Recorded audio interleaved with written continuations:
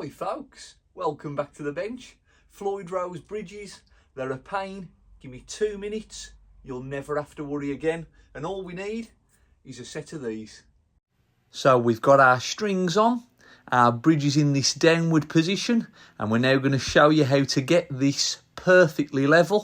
We're going to just flip over to the back. And this is where our feeler gauges come in. We're going to use them now to block the trem in position. And as you can see, we're just going to wedge them into place. And this will ensure that our bridge will not be able to move. We just need to tighten our 2 screws in now to ensure that there'll be no movement from the feeler gauges when we tighten up. The bridge is now completely level, meaning we can tune to pitch, and I will do that now.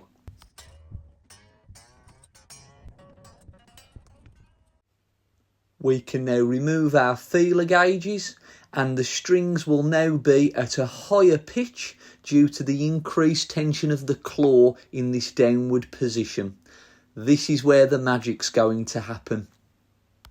We're now effectively going to use these 2 screws to tune our guitar in reducing the pressure and tension. The bridge can then return to its original position. And voila, we are perfectly level and perfectly in tune.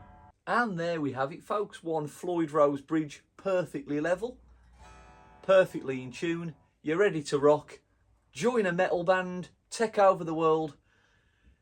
When I had longer hair, that was a different story.